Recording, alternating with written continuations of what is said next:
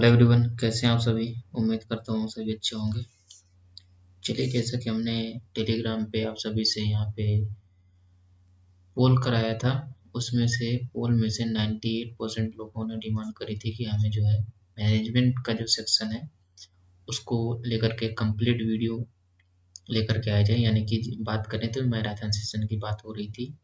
यहाँ पे मैं लाइव क्लास इसलिए नहीं ले पा रहा हूँ क्योंकि मेरे सिस्टम में कुछ प्रॉब्लम्स आ रही है, जिसकी वजह से मैं क्लासेस को रिकॉर्ड करने में प्रॉब्लम मुझे हो रही है। ये मैं क्लास जो है दूसरे के सिस्टम से रिकॉर्ड कर रहा हूँ क्योंकि मैं चाहता हूँ कि आपको जो कंटिन्यूअसली है क्लासेस की ये भी बनी रहे और आपका यहाँ पे नुकसान ना हो, क्योंकि आपकी एग्जाम डेट बहुत पास है। 5 तारीख से एग्जाम जैसा कि शुरू है, उसी को देखते हुए मैंने ये कंप्लीट मैनेजमेंट का सेक्शन है। इसमें से हमने 100 क्वेश्चंस को इसमें लिए गए हैं, जिसमें से बेसिक के कुछ क्वेश्चन है, कुछ एडवांस के क्वेश्चन है। ठीक है, होपफुली आप इस सेशन को एंजॉय करेंगे और इस सेशन के बारे में मुझे ज़रूर बताइएगा कि कैसा रहा।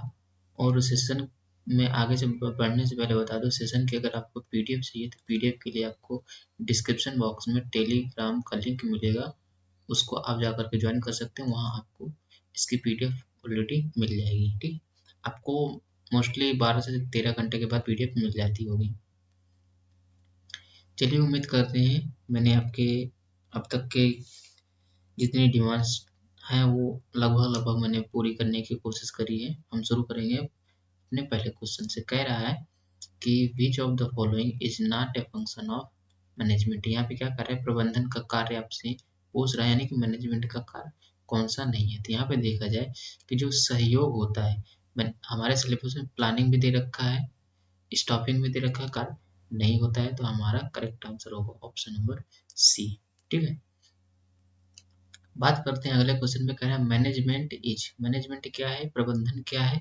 इसका आंसर जो मैंने पहली क्लास मैनेजमेंट की ली थी उसमें मैंने देने की कोशिश करी थी कि मैनेजमेंट क्या है। मैनेजमेंट एक आर्ट भी है और साइंस भी है। ठीक है, तो दोनों है, तो हमारा करेक्ट आंसर होगा ऑप्शन नंबर सी। अब बढ़ेंगे हम अगले क्वेश्चन की ओर, जो कि हमारा, चलिए तीसरे क्वेश्चन की बात करें तो कह रहा है कि पॉलिसी फॉर्मुलेशन जो होता है, यानी कि जो नीति का जो कैसे जो पॉलिसी का जो निर्माण होता है, वो नीति निर्माण का यहाँ पे फंक्शन पूछ रखा है, यानी कि उसका कार्य कौन सा है ये पूछा है। नीति निर्माण का कार्य पूछा है, तो नीति निर्माण में देखेंगे कि जो सबसे जो शीर्ष स्तर का जो मैनेजमेंट होता है वो इस पे इन्वॉल्व होता है। तो यहाँ पे क्या आएगा, यानी कि जो मिडिल लेवल का आएगा ये तो होगा ही नहीं। ऑपरेशन की इसमें कोई ज़रूरत ही नहीं रहती है, क्योंकि हमें जब भी पॉलिसी डिजाइन की जाती है, उसको बनाया जाता है, तो इसमें टॉप लेवल के ऑफिसर्स मैनेजमेंट जितने भी होते हैं सब शामिल किए जाते हैं। तो इसका करेक्ट आंसर होगा ऑप्शन नंबर ए। तो आपको इस चीज़ को ध्यान रखना है कि जहाँ स्टार मार्क लगे आपको अलर्ट हो जाना है। यहाँ पे कह रहा है फाइंड द एड वन, जो जोड़ा है उसको पता लगाना है कि जो यहाँ पे फिट नहीं बैठ रहा है। तो जैसे कि board of director, chief executive, foreman, और फिर इसके बाद जो फायरमैन है, यानी कि इसके बाद जो शेयर होल्डर है, तो इनमें से कह रहा है कि हमें उसको फाइंड करना है जो यहाँ पे बेजोड़ है, यानी कि हमें उसे को फाइंड आउट करना है कि इसको हम एड ऑन कर सकें। तो इनमें से अगर बात करते हैं कि जो यहाँ पे जो फोरमैन है, ये हमारा करेक्ट आंसर होने वाला है। ठीक है, मूव करेंगे हम अगले क्वेश्चन की ओर, जो कि हमारा 5वां क्वेश्चन है। कह रहा है हाउ मैनेजमेंट फॉर्मेट, कह रहा है प्रबंधन के सिद्धांत कैसे बनते हैं। ठीक है, देख रहा है कितने बेसिक लेवल के क्वेश्चन आपसे यहाँ पे रखे गए हैं, ताकि इनिशियल कुछ क्वेश्चंस को इसलिए बेसिक रखा गया है ताकि इससे आपके कॉन्सेप्ट भी बिल्डअप होंगे और आपके एग्जाम में सॉल्व करने की जो प्रोबेबिलिटी है वो भी आपको यहाँ से इंक्रीज होगी। चलिए, जो प्रबंधन यानी मैनेजमेंट के जो सिद्धांत है ये कैसे बनते हैं, इसके आंसर की अगर हम बात करेंगे तो यहाँ पे क्या होता है, जब भी कोई, ये तो जब भी मैनेजमेंट प्रिंसिपल में लैबोरेटरी में तो ये होगा ही नहीं। ठीक है, ना तो ये वाला होगा, सोशल साइंटिस्ट की इसमें जरूरत रहती है।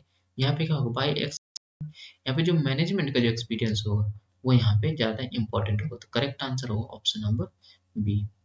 इस तरीके से आपको कॉमन तरीके से सॉल्व करने हैं क्वेश्चन को। कह रहा है हेनरी फॉयल हमने देखी हेनरी फॉयल के बारे में भी अपनी जो मैनेजमेंट की पहली क्लास है, अगर आपने उसको देखी होगी तो वहाँ पे मैंने तो यहाँ पे बात करते हैं जो हेनरी फॉयल थे वो कौन से, वो क्या थे।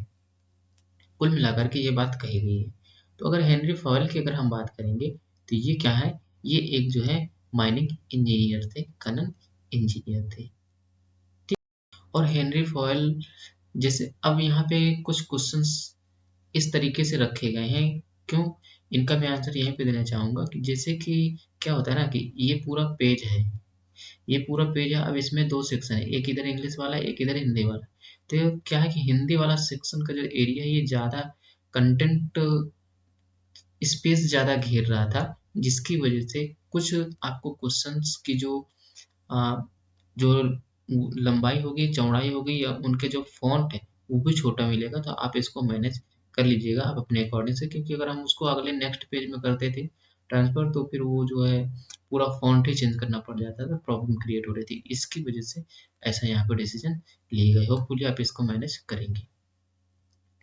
चलिए हम मूव करेंगे अपने नेक्स्ट क्वेश्चन की ओर, जो कि होगा 7वां क्वेश्चन। चलिए 7वें क्वेश्चन की बात करें, कह रहे हैं निम्नलिखित में कौन सा कथन कार्य विभाजन के सिद्धांत का सबसे अच्छा वर्णन करता है। यहाँ पे डिवीजन ऑफ वर्क का बात कर रहा है, यानी कि जो principle of division of work है, इसमें से कौन सा स्टेटमेंट है जो डिस्क्राइब करता है, उसको वर्णन करता है, एक्सप्लेन करता है।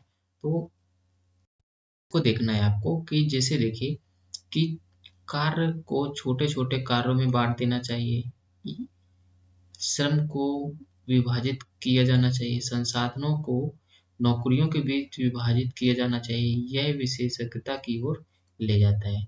जी हाँ, तो यहाँ पे क्या कह रहा है, जो डिवीजन ऑफ वर्क है, प्रिंसिपल की बात कर रहा है।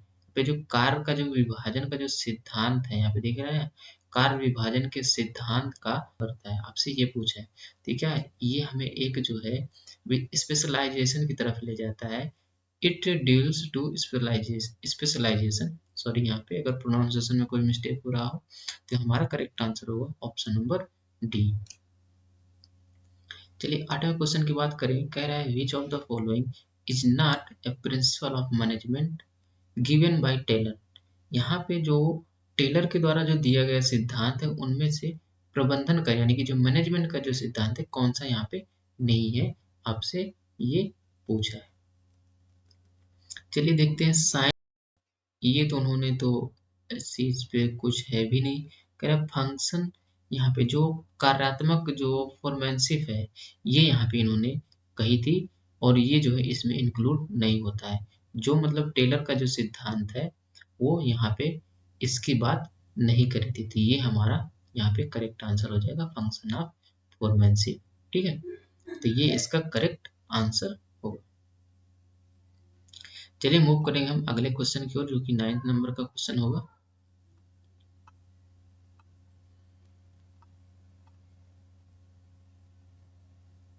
चलिए, कह रहा है the principle of management are significant because. यहाँ पे कह रहा है कि जो प्रबंधन के सिद्धांत है ये किस लिए यहाँ पे सिग्निफिकेंट है, महत्वपूर्ण है, ये आपसे पूछा है। क्यों जो है आप इसके अगर इसको बेसिक कॉमन सेंस के अकॉर्डिंग भी अगर इसको सही करेंगे, जैसे कि मैंने कुछ हाउ टू अप्रोच वाले क्वेश्चन को कैसे सॉल्व करने एसेंशियल टिप्स वाली जो वीडियो है उसमें मैंने कॉमन सेंस पे ज़्यादा फोकस किया है, क्योंकि कई बार होता है कि हम कॉमन सेंस पे क्वेश्चन को सही कर देते हैं। तो इसमें क्या आ गया, यानी कि प्रबंधन के सिद्धांत के लिए क्या महत्वपूर्ण है। सब आज के टाइम पे अगर इसको रिलेट करके देखेंगे तो क्या है, हमें मैनेजमेंट को भी उस तरीके से चेंज करना होगा, यानी कि जो टेक्नोलॉजी है उनको बेहतर उपयोग किया जाए, उनका अनुकूल जो जो यहाँ पे एडॉप्टेशन हो रहा है बहुत तेजी से, जैसे कि देखेंगे कि आप एआई का एडॉप्टेशन हो रहा है, एआई के माध्यम से लोग लेक्चर्स को रिकॉर्ड कर रहे हैं, पीपीटीज वगैरह बना रहे हैं। मैं अगर टीचिंग फील्ड की बात करूँ तो ये भी एक मैनेजमेंट की एक संस्था के अंतर्गत भी आता है। टीचिंग एक कोई बड़ा इंस्टीट्यूट है तो उसमें भी तो मैनेजमेंट का कार्य होता है ना।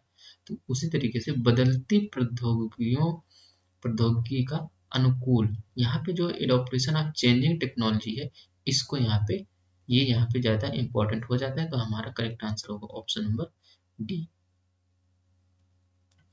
चलिए 10वें क्वेश्चन की बात करें तो 10वें क्वेश्चन में कह रहा है management should find one best way to perform a task which techniques of scientific management is defined in this sentence. यहाँ पे एक सर्वोत्तम तरीका बताने की बात कर रहा है कि जो वैज्ञानिक प्रबंधन को परिभाषित कर रहा है। तो इन्हीं में से आपको एक जो मेथड दे रखे हैं अध्ययन की बात कर रहा है, तो आप देखना है कि the time study, motion study, फिर कह रहा है मेथड स्टडी। तो यहाँ पे क्या होगा, जब भी वन वे की बात कर रहा है, वन वे की बात कर रहा है टू परफॉर्म ए टास्क, तो यहाँ पे क्या होगा, जब हम किसी मेथड के अकॉर्डिंग काम करते हैं तो ज़्यादा उस पर आउट निकलने की चांसेस होते हैं, बजाय कि अगर हम उस पर टाइमली काम करेंगे। तो टाइमली तो हमें करना पड़ेगा, लेकिन टाइमली भी इसके अंतर्गत ही इंक्लूड हो जाता है। जब भी हम कोई मेथड को फॉलो करते हैं तो हम टाइम टू टाइम टास्क को कवर करते हैं, इसलिए ये भी इसी के अंतर्गत आता है। करेक्ट आंसर होगा ऑप्शन नंबर डी। ठीक है, मूव करेंगे अगले क्वेश्चन की ओर, जो कि 11वां क्वेश्चन है, जिससे देखिए मैंने पहले बताया था कि यहाँ पे पेज में फिट नहीं हो रहा था, तो इसलिए इस क्वेश्चन का यहाँ पे फॉन्ट जो है छोटा कर दिया गया, यानी कुल मिलाकर के इसकी साइज छोटी कर दी गई है। कह रहा है निम्नलिखित में से कौन मानसिक क्रांति का सबसे अच्छा वर्णन करता है। मेंटल रेवोल्यूशन यहाँ पे बात कर रहा है। तो अगर मेंटल रेवोल्यूशन की अगर बात करें तो ये इसमें क्या है कि इसमें जो है एटीट्यूड है, चेंज ऑफ एटीट्यूड। तो करेक्ट होगा ऑप्शन नंबर ए। चलिए मूव करेंगे हम अगले क्वेश्चन की ओर।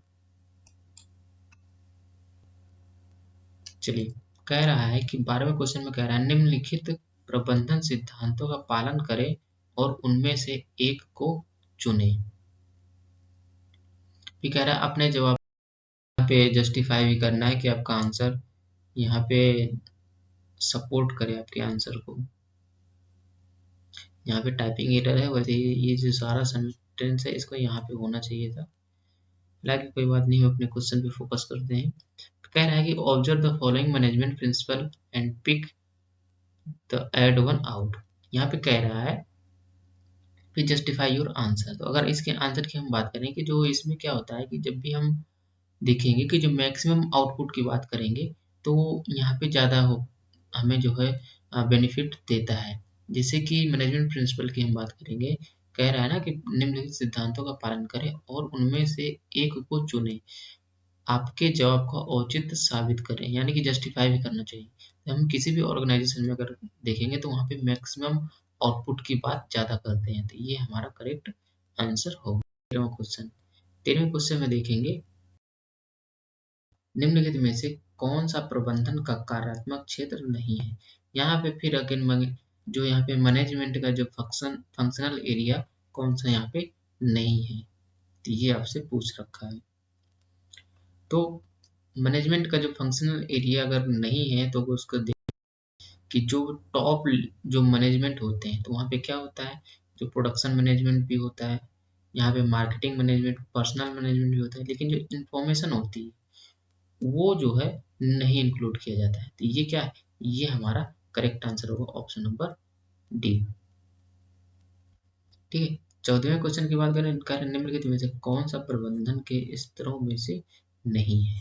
यहाँ पे जो है लेवल ऑफ मैनेजमेंट की बात कर रहा है कि कौन सा इसमें इंक्लूड नहीं होता है। 48 नंबर क्वेश्चन में देखेंगे इंटरमीडिएट लेवल के जो यहाँ पे होते हैं ये इसमें इंक्लूड नहीं होते, इंटरमीडिएट लेवल हो।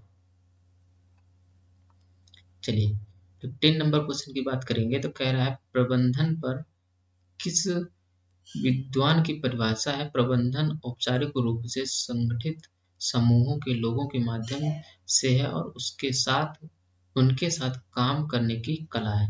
अब ये देखेंगे ना तो ये यहाँ पे अप्लाइड क्वेश्चन है। जब आप यहाँ पे जब किसी भी थिंकर्स को पढ़े होंगे तभी आपको इस टाइप के क्वेश्चंस को आप कर पाएंगे। तो यहाँ पे कुछ अप्लाइड क्वेश्चन भी लिए गए हैं, बेसिक भी क्वेश्चन लिए गए हैं। तो अगर इसके आंसर की हम बात करें कि जो मैनेजमेंट के लेकर के ये बातें कही हैं कि साथ में काम करने की एक कला है। तो जो भी यहाँ पे जो ओवरऑल आंसर होने वाले हैं। 16 number fill in the blank का क्वेश्चन है। यहाँ पे कह रहा है किसी संगठन का निर्णय लेने का निकाय है। यहाँ पे कह रहा है डिसीजन मेकिंग बॉडी के बारे में आपसे पूछ रहा है कि डिसीजन मेकिंग बॉडी कौन सी होती है किसी भी ऑर्गेनाइजेशन में। तो आप यहाँ पे भी देख सकते हैं decision making body of an organization. तो यहाँ पे क्या होगा, जो भी डिसीजन मेकिंग होती है यहाँ पे कौन सा लिया जाता है, एडमिनिस्ट्रेशन के द्वारा लिया जाता है। करेक्ट आंसर होगा प्रशासन।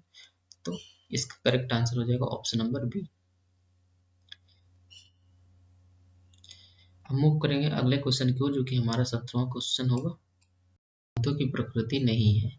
यहाँ पे जो नेचर ऑफ जो मैनेजमेंट प्रिंसिपल है उसकी बात कर रहे हैं कि कौन से इसमें नहीं है, यानी कि कठोर, सार्वभौमिक या रिलेटिव या ह्यूमन नेचर, यानी कि मानव का स्वभाव, इसमें से कौन सा नहीं होगा। तो यहाँ पे जो रिजिड होता है ये मैनेजमेंट प्रिंसिपल नहीं होते हैं। तो ये हमारा करेक्ट आंसर हो जाएगा।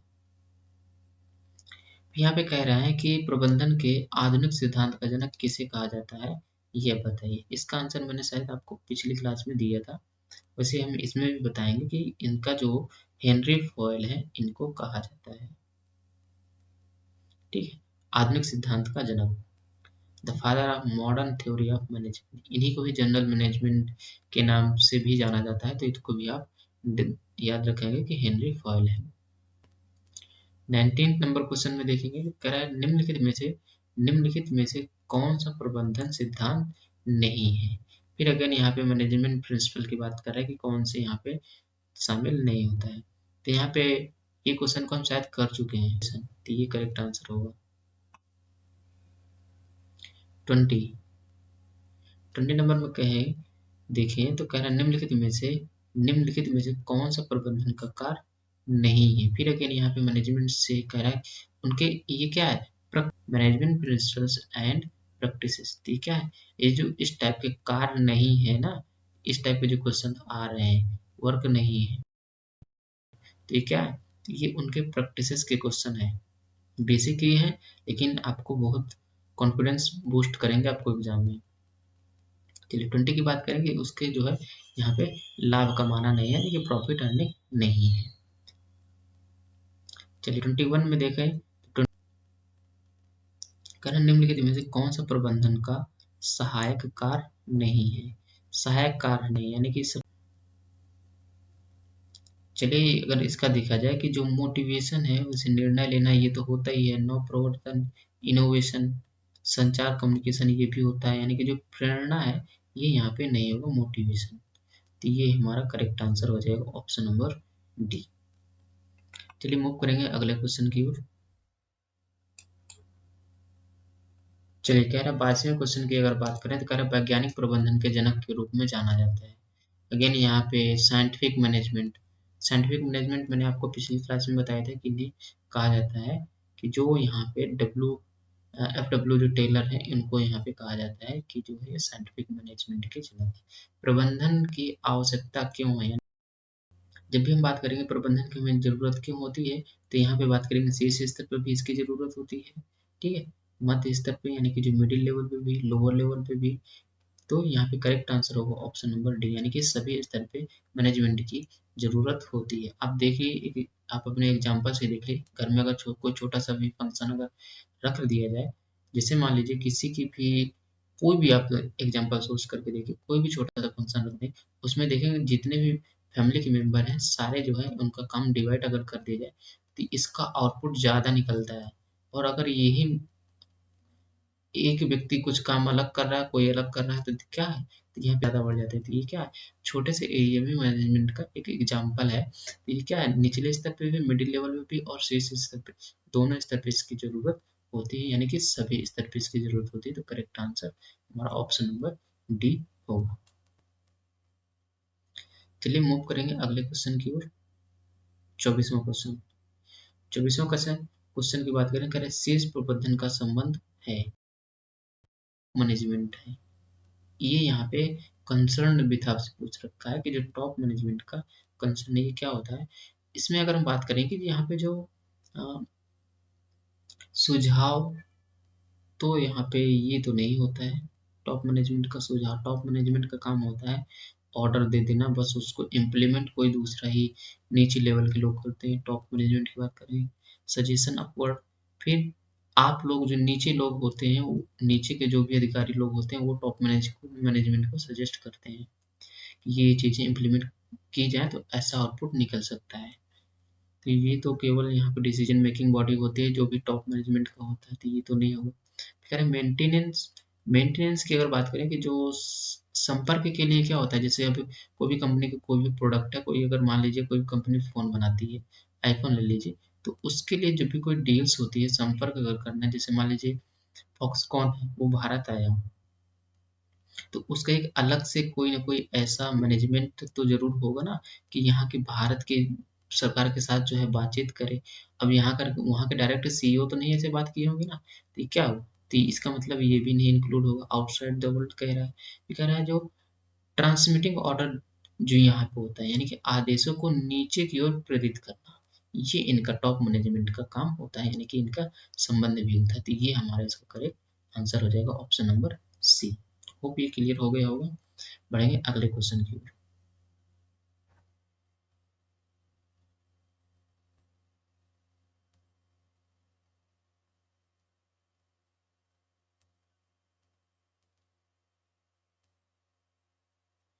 25 25 क्वेश्चन की अगर बात करें तो कह रहे हैं प्रबंधन को, यानी कि जो मैनेजमेंट को एक प्रक्रिया कहा जाता है, क्यों?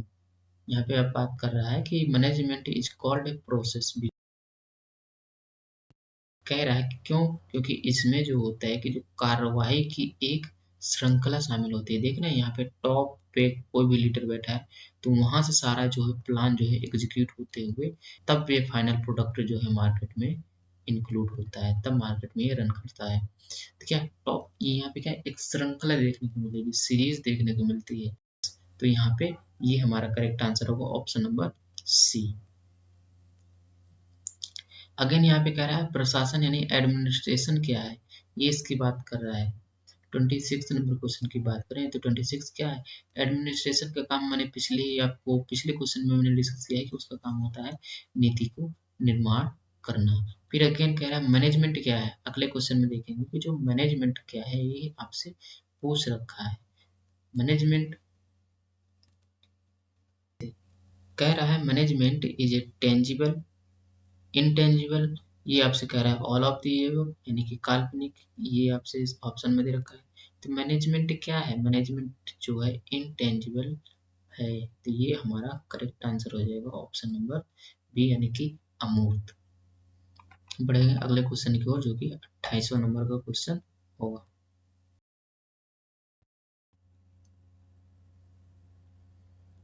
28 नंबर क्वेश्चन की बात करें, कह रहे हैं मिडिल, यानी कि जो मिडिल मैनेजमेंट है इसको क्या कहते हैं, ये आपसे पूछ रखा है। यानी कि जो मिडिल यानी कि मध्य प्रबंधन है, ये क्या है? इसके आंसर की अगर हम बात करें तो यानी कि जो मिडिल मैनेजमेंट जो होता है, ये क्या होता है कि जो यहाँ पे जो मतलब डिपार्टमेंटल जो मैनेजर्स होते हैं वो भी इसमें शामिल किए जाते हैं, और जो मतलब निचले प्रबंधन जो भी होते हैं, यानी कि जो लोअर मैनेजमेंट होता है, ये दोनों के दोनों इसमें इंक्लूड किए जाते हैं। यानी कि जो डिपार्टमेंट के जो विभागीय प्रबंधक जो होते हैं और जो लोअर जो ये जो है दोनों के दोनों इसमें इंक्लूड किए जाते हैं। तो करेक्ट आंसर होगा option number C, both A and B दोनों। में कौन कौन सी चीजें शामिल होती हैं, आप इसका आंसर बताएंगे। यहाँ पे देखिए, यहाँ पे फोर्थ, ये यहाँ पे आप इसको डी रखेंगे, यहाँ पे मिस्टेक हो गई है, यहाँ पे कलर दूसरा हो गया है, हालांकि डी ही ऑप्शन है। तो बात करते हैं जो शीर्ष यानी कि जो टॉप मैनेजमेंट है, इसमें वित्तीय प्रबंधन, बिक्री, कार्मिक, इसमें कहाँ टॉप मैनेजमेंट में आप देखेंगे जो वित्तीय प्रबंधक है, निदेशक यानी कि डायरेक्टर्स और जो एग्जीक्यूटिव होंगे ना वो तो शामिल तो होंगे ही। तो ये हमारा करेक्ट आंसर होगा ऑप्शन नंबर डी। अब यहाँ board of director and chief executive, ये टॉप मैनेजमेंट में आएंगे, ये हमारा करेक्ट आंसर होगा ऑप्शन नंबर डी। कोऑर्डिनेशन का क्या मतलब होता है, यानी कि समन्वय, जो एक्टिविटीज होती हैं उनको यहाँ पे शामिल किया जाता है, यानी कि जो गतिविधियों को सिंक्रोनाइज करना। तो ये हमारा करेक्ट आंसर होगा ऑप्शन नंबर सी। फिर कह रहा है प्रशासन की एक गतिविधि है, यहाँ पे एक्टिविटी की बात कर रहे हैं, एडमिनिस्ट्रेशन की जो एक्टिविटी है ये कौन सी है, इसको आपको बताना है। चलिए, कह रहा है प्रशासन की जो एक्टिविटी है यानी कि प्रशासन का एक सारथी, इसमें क्या आएगा यानी कि जो भी टॉप उच्च स्तर यानी कि लेवल हाई लेवल की जो प्रशासन होता है ये यहाँ पे कहाँ पे एक्टिविटी आएगी, इसकी जो है जो एक्टिविटी होगी हायर होगी, तो ये इसका correct answer. Essence of management यानी प्रबंधन का जो सार है ये आपसे पूछ रखा है, तो इसके अगर हम आंसर की बात करें ये क्या है, ये एक समन्वय का काम करता है, कोऑर्डिनेशन का काम करता है, तो ये हमारा करेक्ट आंसर होगा। इवन मैं आपको यहाँ पे बता दूं कि ये जो सारे क्वेश्चन थे ये आपके जो एमबीए के जो एंट्रेंस एग्जाम के होने वाले ना, एंट्रेंस जो एग्जाम होता है उसमें जो क्वेश्चंस आए हुए क्वेश्चन है वहां से लिए गए क्वेश्चन है, उसमें से जो भी मतलब वो वहां पे भी वहां से सारे एंट्रेंस एग्जाम के क्वेश्चंस लिए गए, कोई 2018 से लिए गए, तो आप जब भी अगर कोई भी डाउट हो तो आप इसको एक बार सर्च कर लीजिएगा, अगर कोई भी डाउट आता है किसी भी क्वेश्चन में तो आप उसको सर्च कर लीजिए।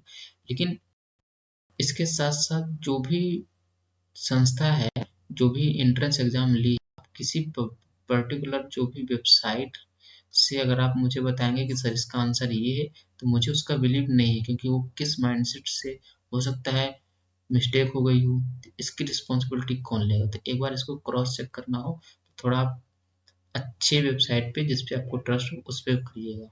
ऐसे विकीपीडिया पे अगर कोई आ जाए तो ऐसे मत ट्रस्ट कर लीजिए, क्योंकि विकीपीडिया पे तो हर कोई एडिट कर सकता है, आप भी कर सकते हैं, मैं भी एडिट कर सकता हूँ। चलिए 33 नंबर क्वेश्चन की बात करेंगे। 33 कह रहा है which of the following is not true, यहाँ पे जो है सत्य नहीं है, ये आपसे पूछ रखा है, तो यहाँ पे निम्नलिखित में से कौन सा सत्य नहीं है। 33 कह रहा है which of the following is not true, यहाँ पे जो है सत्य नहीं है, ये आपसे पूछ रखा है, तो यहाँ पे निम्नलिखित में से कौन सा सत्य नहीं है। सबसे पहले इसके लिए तो प्रबंधन भौमिक है, प्रबंधन एक कला है, प्रबंधन हमेशा नौकरशाही होता है।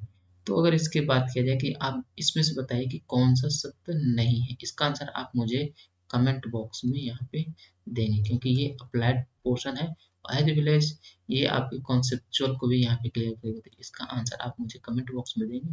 अगर आप लोग नहीं देंगे तो इसका आंसर तो आपको पीडीएफ में ऑलरेडी मिल जाएगा। चलिए हम बढ़ेंगे अगले क्वेश्चन की ओर। चलिए 34 नंबर क्वेश्चन की बात करें तो कह रहा है लोगों के माध्यम से काम करवाने के कार्यों के रूप में परिभाषित किया जाता है, यानी कि लोगों के माध्यम से जब भी होगा उसमें तो क्या आएगा, मैनेजमेंट ही आएगा, तो ये हमारा करेक्ट आंसर हो जाएगा प्रबंधन यानी कि मैनेजमेंट। मैनेजमेंट फिल यहाँ पे फिल इन द ब्लैंक का करेक्ट आंसर होगा।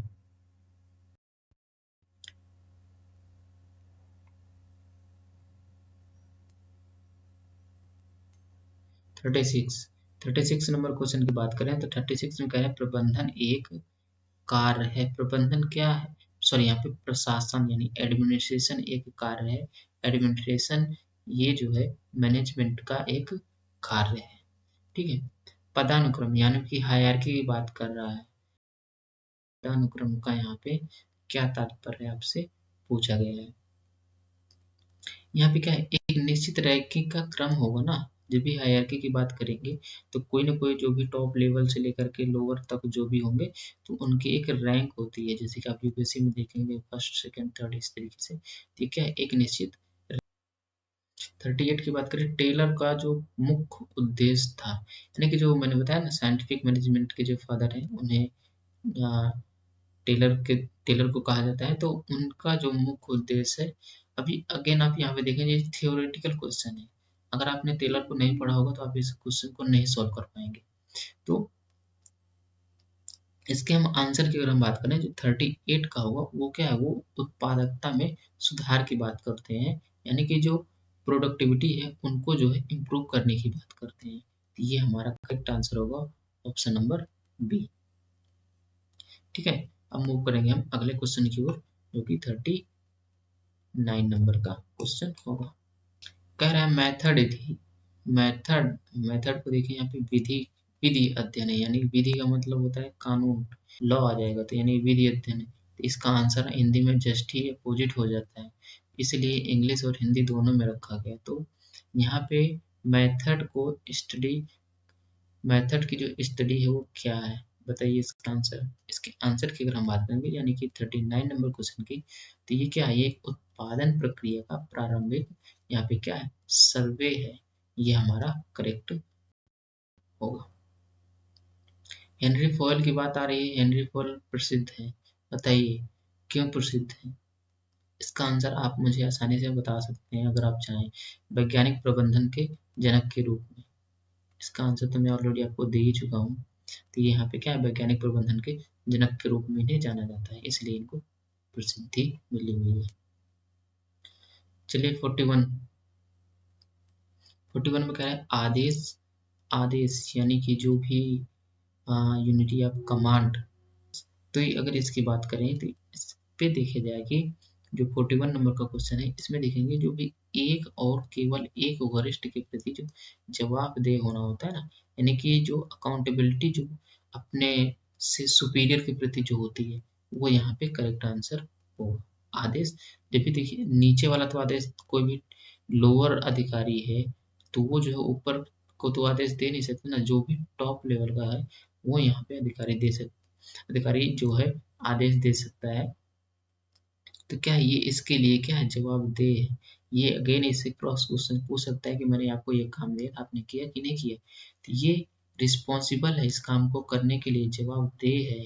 तो ये यहाँ पे करेक्ट आंसर होगा ऑप्शन नंबर सी। चलिए 42 कह रहा है समय अध्ययन का उद्देश्य है, purpose of time study. Time study का क्या उद्देश्य, काम का जो निर्धारण है उसके लिए, यानी कि एक दिन में कितना काम हो जाना चाहिए। जाहिर सी बात है, टाइम स्टडी का और क्या मतलब होगा, यही तो मतलब होगा मैनेजमेंट में। 43 कह कार्य निर्धारण की वैज्ञानिक तकनीकी को रूप में जाना जाता है, यानी कि जो भी यहाँ पे साइंटिफिक टेक्निक है, तो यहाँ पे जो टास्क जो होता है उसमें उसको क्या कहा जाता है। चलिए इसके आंसर की हम बात करें तो उसको कहा जाता है, जैसे कि मैंने ऊपर ही बताया, टाइम स्टडी यानी कि समय अध्ययन। तो ये इसका करेक्ट आंसर होगा। ठीक है, मूव करेंगे हम अगले क्वेश्चन की ओर। 44 वैज्ञानिक प्रबंधन के अंतर्गत कार्य के वैज्ञानिक विश्लेषण की आवश्यकता है, यानी कि वैज्ञानिक प्रबंधन की अगर बात करें, यानी कि जो scientific analysis of work under scientific management requires, ये इसकी अगर हम बात करेंगे तो यहाँ पे करेक्ट आंसर जो होगा ये हमारा जो टाइम का अध्ययन है, और जो यहाँ पे जो मोशन स्टडी यानी कि गति, उसको भी, यानी कोई भी अगर काम का जो कोई भी कार्य है उसमें कितना समय लगा उसका भी अध्ययन, प्लस उस काम करने की जो स्पीड है दोनों का अध्ययन इसमें शामिल किया जाता है। मोशन स्टडी आप कुछ गलत मत समझ लीजिएगा कि आप साइंस में चले जाएं। तो यहाँ पे करेक्ट आंसर होगा ऑप्शन नंबर सी। ठीक है, चलिए 45 प्राधिकरण। प्राधिकरण का तात्पर्य यहाँ पे पूछ रहे हैं, यानी अथॉरिटी। अथॉरिटी बताइए क्या होती है, यहाँ पे क्या रिफर करती है। अथॉरिटी जो होती है काम पूरा करने का अधिकार होता है। करेक्ट आंसर होगा 46 नियोजन प्रक्रिया में निम्नलिखित में से कौन शामिल होता है, यानी कि प्लानिंग की बात हो रही है यहाँ पे। लेकिन ये हमारे टॉपिक में दे रखा है, सिलेबस में ऑलरेडी हाईलाइट कर रखा है कि जो नियोजन है, नियोजन का जो प्रोसेस है, प्लानिंग प्रोसेस में कौन कौन सी चीजें इन्वॉल्व होती हैं, इनमें से बताइए जो ऑप्शन में दे रखा है कौन सा करेक्ट आंसर होगा। करेक्ट आंसर यानी कि जो किसी भी सिलेक्शन को लेकर के, ये तो इसमें इंक्लूड होगा ही। ठीक है, फिर उद्देश्य जो प्राप्त करने के जो तरीके हैं या वे हैं, उनको जो है उनका जो तरीका है तो ये भी इसमें इंक्लूड होगा, यानी कि जो उस भी पर्टिकुलर ऑब्जेक्टिव को अचीव करने का जो तरीका है उसको भी इसमें इंक्लूड किया जाए। इनमें से कोई ये तो ऑलरेडी हमारा निगलेक्ट हो गया कि ये होगा ही नहीं। तो करेक्ट आंसर हमारा यहाँ पे क्या होगा, ऑप्शन नंबर सी, यानी कि ए एंड बी दोनों। तो इसमें दोनों चीजें शामिल की जाती हैं। इसको आपको याद रख, हाईलाइट करके दिया गया है, तो आपको याद रखना है। चलिए हम मूव करेंगे अगले क्वेश्चन की ओर।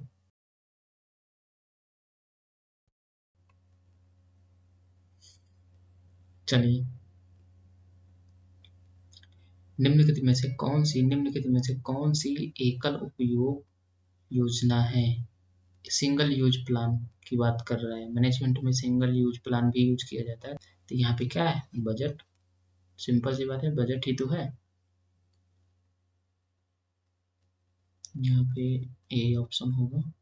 कह रहा है कार्य की समय सारणी है, यानी कि जो टाइम टेबल ऑफ वर्क है, ये क्या है, ये क्या है, शेड्यूल जो होगा, टाइम का जो भी कार्य का समय सारणी है, शेड्यूल किया जाएगा ना कि ये काम को इतने दिन तक में कवर करना है, कल हमें कौन सा काम करना है। जैसे प्रधानमंत्री जी हैं, वो क्या है, उनका टाइम जो है शेड्यूल्ड होता है, तो वो अब उसके अकॉर्डिंग काम करते हैं।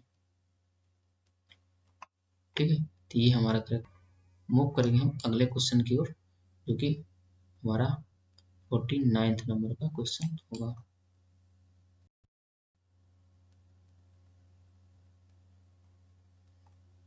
चलिए, कह रहा है निम्नलिखित में से कौन सा समन्वय का तत्व नहीं है, समन्वय का तत्व नहीं है, यानी कि which among the following is.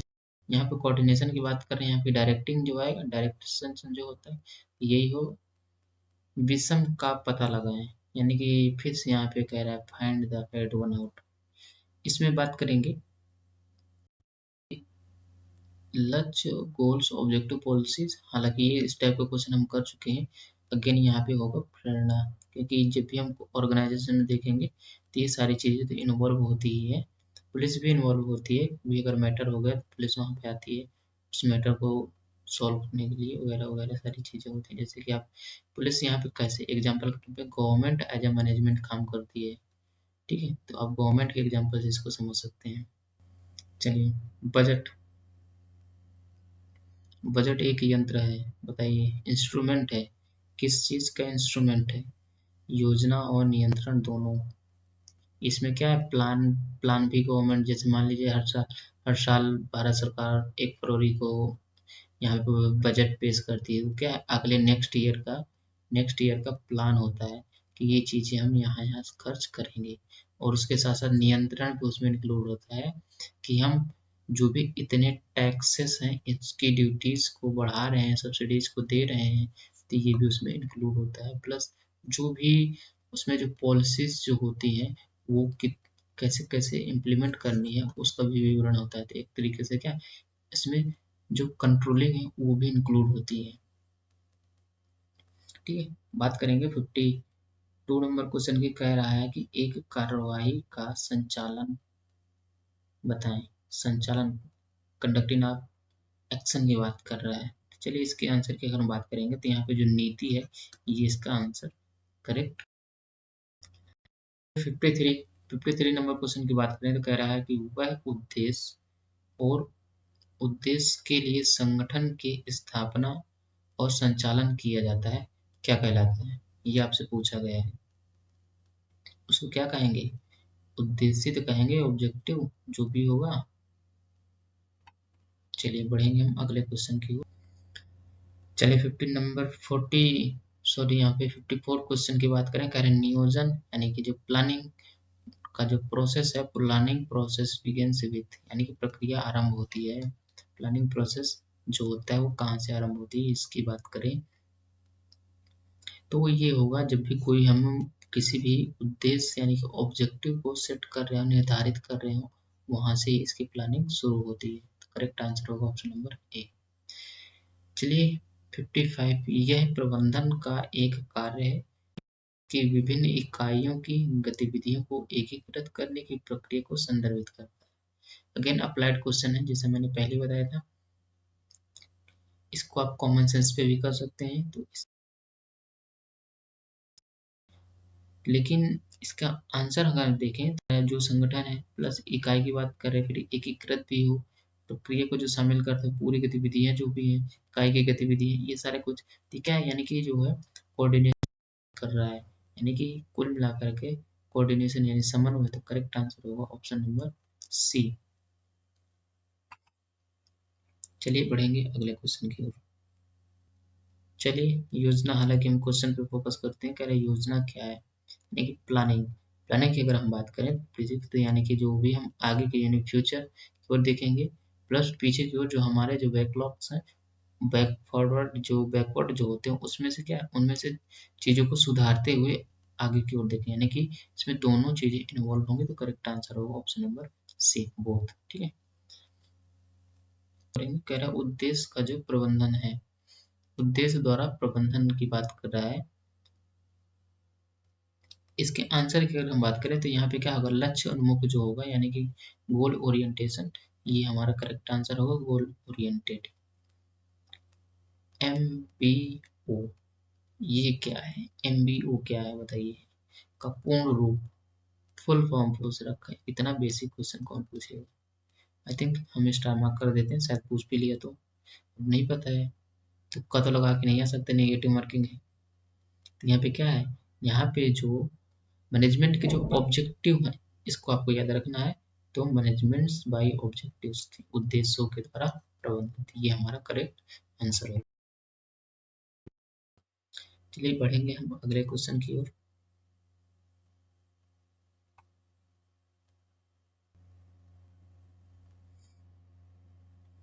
चलिए 59 नंबर क्वेश्चन की बात करें, तो 59 नंबर क्वेश्चन में कह रहा है निम्नलिखित में से समन्वय की विशेषता नहीं है, से क्या कहा जाता है। जो समन्वय की विशेषता यानी कि जो फीचर्स नहीं है, फीचर्स ऑफ कोऑर्डिनेशन जो नहीं है, उसे क्या कहेंगे। तो ये अगर देखा जाए कि जो यहाँ पे डिफरेंट डिफरेंट जो फंक्शन होते हैं वो यहाँ पे नहीं होगा, तो ये हमारा करेक्ट आंसर होगा, यानी कि विभिन्न कार्य जो प्रदान करता है, ये हमारा करेक्ट आंसर होगा। फिर अगेन आपसे क्वेश्चन पूछ रखा है योजना क्या है, तो आपको देख रहे हैं योजना पे कई सारे क्वेश्चन में, मेनली 4 क्वेश्चन तो मैं ही देख चुका है इस पे, तो इसको आप करके एक पॉइंट बना लेंगे ना, तो आपको एग्जाम में हेल्प करेगा कि योजना योजना में मतलब ये सारी चीजें इंक्लूड होती हैं, तो आपको ऑप्शन को एलिमिनेट करने में आसानी होगी। चलिए बात करेंगे 60 नंबर क्वेश्चन की। 60 नंबर कह रहा है योजना क्या है, रिस्टिक और जो क्या कंटिन्यूअसली जो चलने वाली होती है, ये भी इसमें सारी चीजें इन्वॉल्व होती है, तो करेक्ट आंसर होगा ऑप्शन नंबर डी।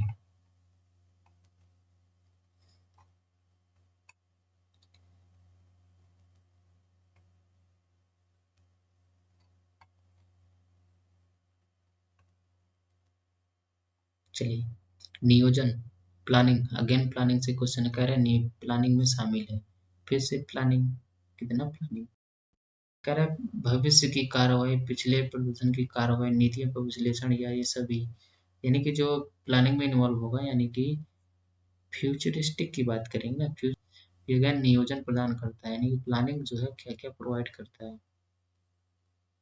प्लानिंग हमें क्या करता है, सभी व्यक्तियों का उद्देश्य और दिशा यहाँ पे प्रोवाइड करता है कि उस ऑर्गेनाइजेशन में कितने सभी लोगों का क्या क्या उद्देश्य होगा, पर्पज क्या है और किस दिशा में आगे बढ़ना है, तो ये जो है सारी चीजें प्रोवाइड करता है प्लानिंग, तो करेक्ट आंसर होगा ऑप्शन नंबर सी।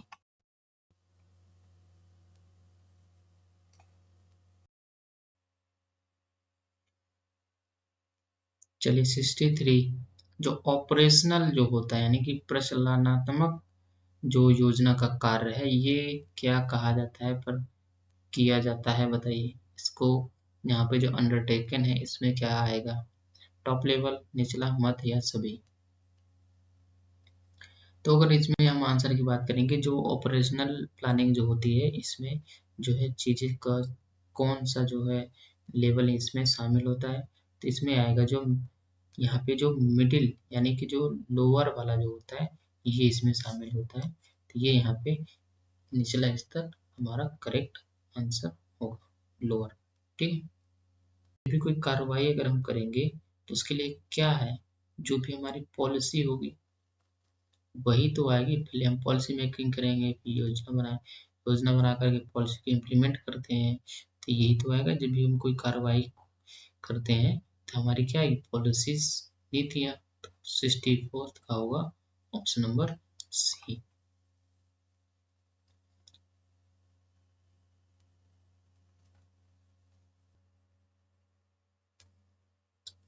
चलिए 65 नंबर क्वेश्चन की बात करेंगे, तो 65 का देखेंगे तो कह रहा है प्रतिस्पर्धी, प्रतिस्पर्धी यानी कि जो कंपटीटर है, प्रतिस्पर्धियों एवं अन्य पर्यावरणीय शक्तियों की चुनौतियों का सामना करने हेतु जो तैयार की गई एक विशेष प्रकार की योजना है, वो योजना का रूप कौन सा है बताइए। इन्वायरमेंट फैक्टर की बात कर रहा है, यानी कि जो चैलेंजिंग ऑफ वो कंपटीटर एंड इन्वायरमेंट्स जो फैक्टर होते हैं, यहाँ पे स्पेशल स्पेशल जो टाइप है इसकी बात कर रहा है। तो आपका आंसर, वैसे आप सभी को पता होगा इसका आंसर क्या होगा, स्ट्रेटजी। आप लोग भी बनाते होंगे ना, किसी ने, जैसे आप मान लीजिए आप कोई ना कोई तो यूपीएससी का तैयारी कर ही रहा होगा, तो ये भी क्या स्ट्रेटजी बनाते हैं। आंसर करें, कह रहा है कंपनी और उसके, कह रहा है कंपनी और उसके प्रत्येक घटक के प्रयासों का मार्गदर्शन करने के लिए स्थापित लक्ष्य।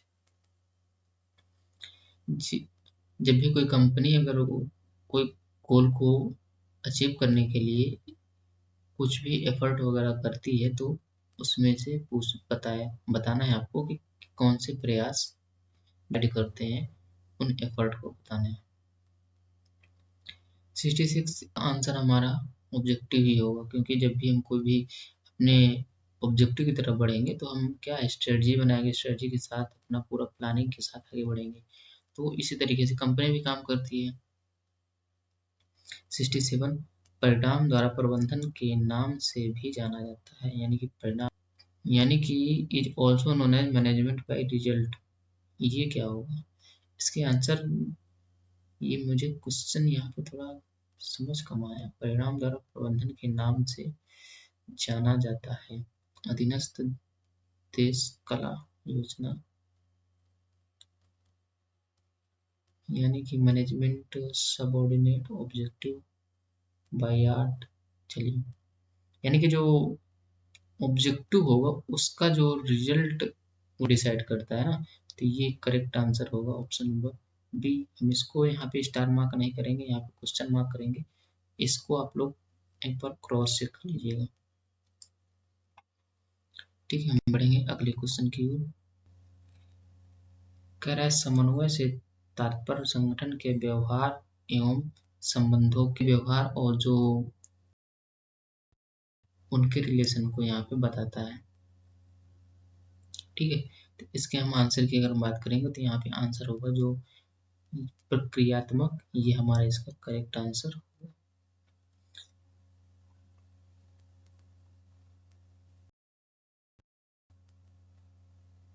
सिक्सटी नाइन्थ में कह रहा है नियमित घटनाओं को संभालने का एक व्यवस्थित तरीका है, बताइए। Systematic way of handling regular events. तो यहाँ पे ऑप्शन नंबर ए, यानी कि प्रोसेस, प्रोसीजर, प्रक्रिया, नियम, नीतियाँ या रणनीति। तो यहाँ पे क्या होगा, जब भी हम प्रोसीजर होगा हमारा करेक्ट आंसर प्रोसीजर। मूव करेंगे हम अगले क्वेश्चन की ओर, जो कि 70वां क्वेश्चन होगा। चलिए 70वें क्वेश्चन की बात करें। करें निम्नलिखित में से कौन सा संगठन का सिद्धांत नहीं है, यानी कि वो प्रिंसिपल नहीं है जो ऑर्गेनाइजेशन में फंक्शन नहीं करता है, बताइए। इसमें से अगर आंसर की बात करेंगे, जो इनिशिएटिव होते हैं, ये हमारा करेक्ट आंसर होगा। करें निम्नलिखित में से कौन सा संगठन का एक प्रकार या रूप नहीं है, यानी कि जो टाइप या फॉर्म नहीं है, ऑर्गेनाइजेशन की बात कर रहा है। 71वें नंबर क्वेश्चन की बात करेंगे, आगे जो फॉर्मल जो ऑर्गेनाइजेशन है, ये हमारा करेक्ट आंसर होगा।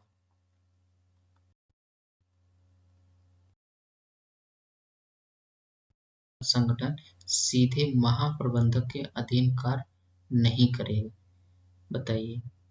डायरेक्टली जो है द जनरल मैनेजर के तहत जो है कार्य नहीं करता है।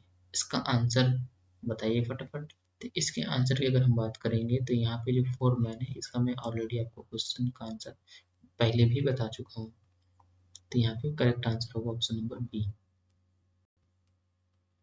चलिए 73 करण किस विद्वान ने कार्यात्मक प्रकार के संगठन का परिचय दिया है। कार्यात्मक, ये इंपॉर्टेंट क्वेश्चन हो सकता है, क्योंकि अभी तक हमने ऐसा पढ़ा है, हमने जो है टेलर को पढ़ा और एक थिंकर है उनको भी हमने पढ़ा, ठीक है। लेकिन ये कार्यात्मक प्रकार वाला जो यहाँ पे जो टाइप है, ये पहली बार इसमें देखने को मिला है। तो 73 नंबर का क्वेश्चन आएगा, यहाँ पे जो टेलर है इन्हीं की बात करते हैं, तो करेक्ट आंसर होगा option number A. Again for 74 कह रहा है निम्नलिखित में से कौन सा कथन सत्य है, यानी कि यहाँ पे ट्रू की बात करें, कौन सा स्टेटमेंट यहाँ पे सत्य, कह रहा है विशेषज्ञता की गुंजाइश है। संगठन में जिम्मेदारी तय करना मुश्किल है। संगठन में प्राधिकार की रूपरेखा ऊर्ध्वाधर है, यानी वर्टिकल है। लाइन संगठन केवल बड़े पैमाने पर संचालन के लिए उपयुक्त है। तो अगर इसके आंसर की बात करें, यानी कि जो संगठन का जो प्राधिकार जो होता है, यानी कि अथॉरिटी होती है, ये वर्टिकल रूप में काम करती है। तो करेक्ट आंसर होगा ऑप्शन नंबर सी। चलिए फटाफट खत्म करेंगे हम अपनी क्लास को, क्योंकि क्वेश्चन हमारे कुछ ही रह गए हैं। करेंगे हम अगले क्वेश्चन की ओर, जो कि 75 नंबर का क्वेश्चन होगा। फिर यहाँ पे authority is the right to give order. प्राधिकरण की परिभाषा है, प्राधिकरण आदेश देने का अधिकार है और सटीक आज्ञा पालन की शक्ति, यानी कि पावर टू एक्सटेंड ओबीडियंस। तो यहाँ पे बात करेंगे, तो यहाँ पे इसकी बात कौन करते हैं, यानी कि थिंकर की बात आ रही है। तो यहाँ पे अगर थिंकर के अगर हम देखेंगे, तो यहाँ पे इसकी बात करते हैं जो हेनरी फॉयल है, ये इसकी बात करते हैं। अधिकार के बारे में निम्नलिखित में से कौन सा सही है। फिर अगेन यहाँ पे स्टेटमेंट की बात कर रहा है कि कौन सा यहाँ पे सही है, यानी कि इज राइट अबाउट अथॉरिटी। यहाँ पे अथॉरिटी की बात कर रहा है और यहाँ पे अधिकार के बारे में। इतना बड़ा डिफरेंस, यानी कि आपको यहाँ पे अथॉरिटी के बारे में बताना है कि कौन सा यहाँ पे सही है। तो अथॉरिटी में एक अधिकार और अनौपचारिक संगठनात्मक लक्ष्य प्राप्ति नहीं, अधिकार का अस्तित्व नहीं, प्रत्यायोजित नहीं किया जा सकता। तो अगर इसके आंसर की अगर हम बात करें, तो यानी कि जो 76 नंबर का क्वेश्चन होगा, यहाँ पे जो होगा, यहाँ पे there is extent of right, ये करेक्ट आंसर होगा। ठीक है, तो ये हमारा option number C the right answer.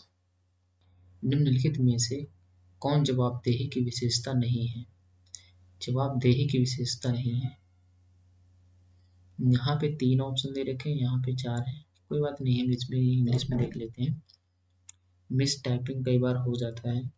तो यहाँ पे कह रहा है not feature of accountability. Accountability का कौन सा फीचर यहाँ पे नहीं है। तो यहाँ पे कह रहा है कैन बी, यही हमारा करेक्ट आंसर होगा। ऑलवेज अपवर्ड, ये यहाँ पे बाकी सारे सही है, लेकिन ये हमारा करेक्ट होगा क्योंकि नॉट फीचर पूछ रखा है, तो यही हमारा करेक्ट आंसर होगा। 78 में कह रहा है which among the following is not principle of delegation. Delegation का कौन सा प्रिंसिपल यहाँ पे नहीं है। तो यहाँ पे जो परिश्रमिक जो होता है, ये यहाँ पे करेक्ट आंसर होगा, यानी कि रेम्युनरेशन। तो ये हमारा करेक्ट आंसर होगा ऑप्शन नंबर सी। 79 कह रहा है निम्नलिखित में से किसे प्रत्यायोजन के अधीनस्थों के मार्ग पर अनिच्छा माना जाता है। Concept of path subordinate in delegation. चलिए कोई बात नहीं, सॉल्व करते हैं इसको भी।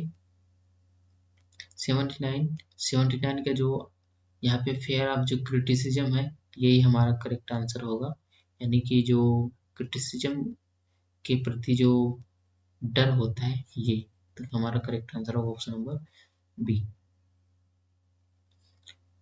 मूव करेंगे हम अगले क्वेश्चन की ओर।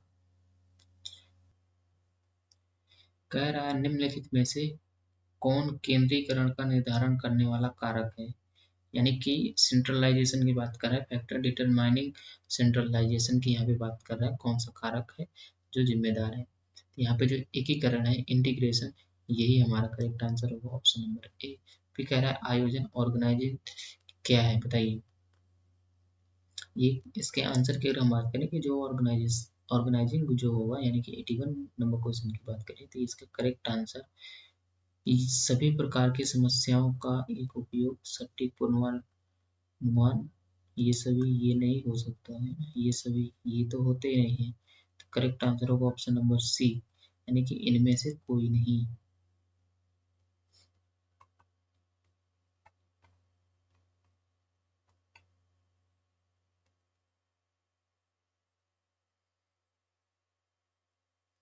चलिए 82 कह रहा है आयोजन प्रक्रिया में शामिल होता है, यानी कि जो ऑर्गेनाइजिंग प्रोसेस में क्या क्या इन्वॉल्व होता है, ये इसकी बात कर रहा है। तो इसमें क्या क्या इन्वॉल्व होगा इसको भी हम यहाँ पे सॉल्व करेंगे। यहाँ पे क्या है, कार्य का विभाजन, समान कार्य का समूहीकरण, ये सभी इनमें से कोई तो हमारा करेक्ट आंसर नहीं होने वाला है। तो यहाँ पे अगर हम बात करें करेक्ट आंसर की, तो यहाँ पे होगा ये सभी, क्योंकि जो है दो ही ऑप्शन दे रखे हैं, तो ये हमारा करेक्ट आंसर होगा ऑप्शन नंबर सी। औपचारिक संगठन है, फॉर्मल ऑर्गेनाइजेशन की बात कर रहा है। फॉर्मल के ऊपर बात करें कि जो फॉर्मल ऑर्गेनाइजेशन है, ये इसके हम करेक्ट आंसर की बात करेंगे तो इसका आंसर होगा जो प्रबंधन द्वारा बनाया गया होता है, इसी को हम फॉर्मल ऑर्गेनाइजेशन कहते हैं। ठीक है, यहाँ पे कह रहा है कि सौदे का आयोजन कोई बात नहीं।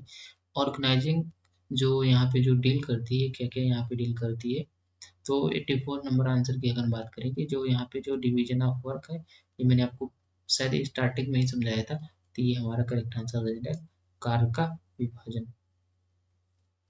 संगठन की प्रक्रिया में शामिल है, यानी कि फिर अगेन कह रहा है ऑर्गेनाइजिंग जो की जो प्रोसेस में कौन कौन सी चीजें शामिल होती है, तो यहाँ पे कार्य के विभाजन प्राधिकरण से संबंधित स्थापित करना, ये और भी दोनों, इनमें से कोई नहीं थी, ये नहीं होगा, तो करेक्ट आंसर होगा हमारा ऑप्शन नंबर सी।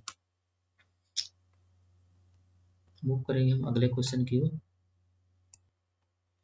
प्राधिकरण, अथॉरिटी रिफर्स टू का तात्पर्य पूछ रखा है। तात्पर्य की बात करें प्रबंधन का एक ये पद, ये हमारा करेक्ट आंसर होगा। ठीक है, मैनेजमेंट का एक पोजीशन होता है। फिर विशेषज्ञता के सिद्धांत की आवश्यकता होती है, यानी कि जो विशेषज्ञता है इसके सिद्धांत की आवश्यकता होती है, स्पेशलाइजेशन की जो रिक्वायरमेंट होती है इसको बताना है। तो 87 नंबर क्वेश्चन आंसर की बात करें तो कह रहा है कि यहाँ पे जो आंसर होगा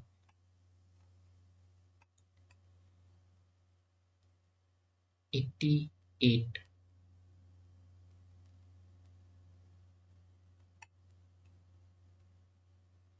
कह रहा है जवाबदेही, सॉरी यहाँ पे 89 क्वेश्चन है, 88। प्रतिनिधि, डेलीगेशन, डेलीगेशन क्या है, प्रतिनिधिमंडल। डेलीगेशन क्या है, डेलीगेशन एक तरीके से क्या है, कार्य को सौंपना। ठीक है, ये करेक्ट आंसर। जवाबदेही का अर्थ क्या होता है, अकाउंटेबिलिटी। अकाउंटेबिलिटी का क्या अर्थ होगा, अकाउंटेबिलिटी का अगर अर्थ की बात करें तो यहाँ पे जो उत्तरदायित्व होता है, ये करेक्ट आंसर हो जाए, आंसरेबिलिटी। निम्नलिखित में से कौन प्रत्यायोजन का तत्व नहीं है, प्रत्यायोजन का तत्व नहीं, एलिमेंट ऑफ डेलीगेशन, इसमें कौन सा तत्व नहीं है बताइए। इसके आंसर की बात करें कि जो यहाँ पे फॉर्मल, इनफॉर्मल ऑर्गेनाइजेशन, ये हमारा करेक्ट आंसर होगा, यानी कि इनफॉर्मल ऑर्गेनाइजेशन। विकेंद्रीकरण यानी कि सेंट्रलाइजेशन का तात्पर्य क्या है, रखना। ठीक है, तो ये करेक्ट आंसर होगा ए। फटाफट मूव करेंगे हम, 91 नंबर का क्वेश्चन कर चुके हैं, कुछ क्वेश्चन और रह गए हैं, उसको भी हम कवर करते हैं।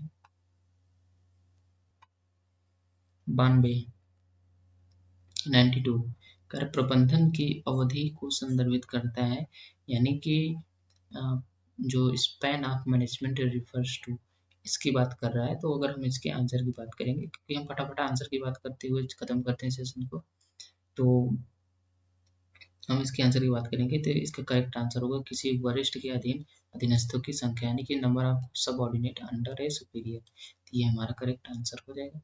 93 की कह रहा है सामाजिक संबंधों का एक नेटवर्क जो अनायास उत्पन्न होता है, a social a network of social relationship that arise due to interaction at work is called।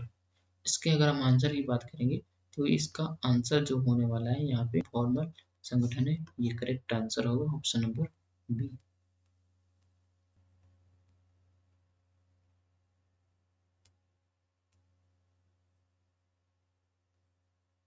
चलिए 94 में कह रहा है निम्नलिखित में से कौन सा, यानी कि scholar chain does not follow the scholar chain. चलिए इसकी बात करते हैं, स्कॉलर चेन क्या होती है, ये हालांकि आप थ्योरी में पढ़े भी होंगे, पर नहीं पढ़े तो कोई बात नहीं, बस आप एक बार इसको गूगल सर्च कर लेंगे तो जान जाएंगे। तो इसका आंसर की अगर हम बात करें 94, तो इसमें जो फिर से जो इनफॉर्मेशन जो ऑर्गेनाइजेशन है यही हमारा करेक्ट आंसर होगा। ठीक है, बाकी तो उसमें फॉर्मल में आते ही है। इनफॉर्मल प्रतिनिधि मंडल यानी कि फॉर डेलीगेशन के प्रभावी होने के लिए आवश्यक है कि जिम्मेदारी के साथ जिम्मेदारी भी जुड़ी हो। रिस्पॉन्सिबिलिटी की बात कर रहा है यहाँ पे। इसके अगर हम आंसर की बात करेंगे तो 95 का जो प्राधिकारी है यानी कि जो अथॉरिटी, ये करेक्ट आंसर होगा।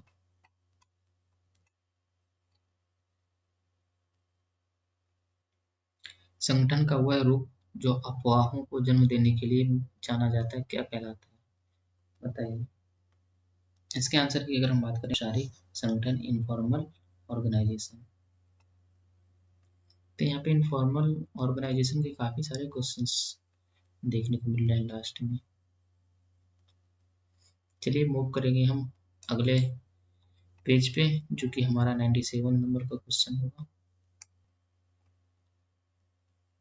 चलिए, कह रहा उत्पाद श्रृंखला के आधार पर गतिविधियों को यानी कि जो टटोलने का जो एक भाग है उसको क्या कहा जाता है।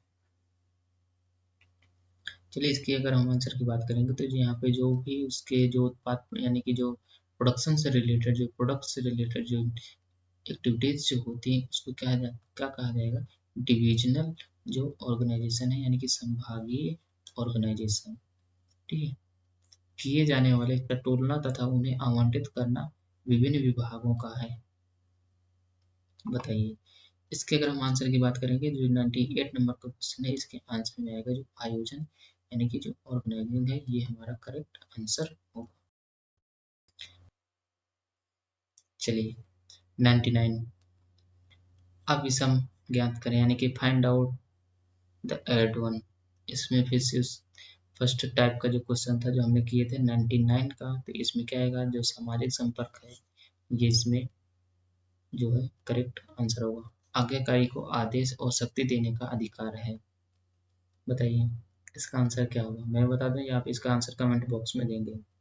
चलिए, कोई बात नहीं, यहाँ पे जो अथॉरिटी है ये हमारा करेक्ट आंसर होगा, option number C. Option number C, प्राधिकरण या अथॉरिटी। तो यहाँ पे हमने 100 MCQ जो है ये पूरा यहाँ पे कवर किया। ये मैनेजमेंट का जो सेक्शन यहाँ पे समाप्त। चलिए, ये इसी के साथ वीडियो के एंड। अगर आप वीडियो पे पहली बार आए हैं तो वीडियो को लाइक करके जाइएगा, चैनल को सब्सक्राइब जरूर कर दीजिएगा, क्योंकि ये सारा कंटेंट आप लोगों की डिमांड पे ही बनाए गए हैं। क्योंकि देख रहे हैं, मैंने इनिशियल स्टेज में ही बताया स्टार्टिंग में कि मैं ये दूसरे के लैपटॉप यूज़ करके, ताकि आपका नुकसान ना हो और हमारी कंटिन्यूटी भी बनी रहे। इसके चलते मैंने ये डिसीजन लिया था। तो आप हमारी इस मेहनत का लाभ उठाएं और हमें भी थोड़ा सपोर्ट करने की कोशिश करें। ठीक है, चलिए मिलते हैं नेक्स्ट वीडियो में, तब तक के लिए धन्यवाद।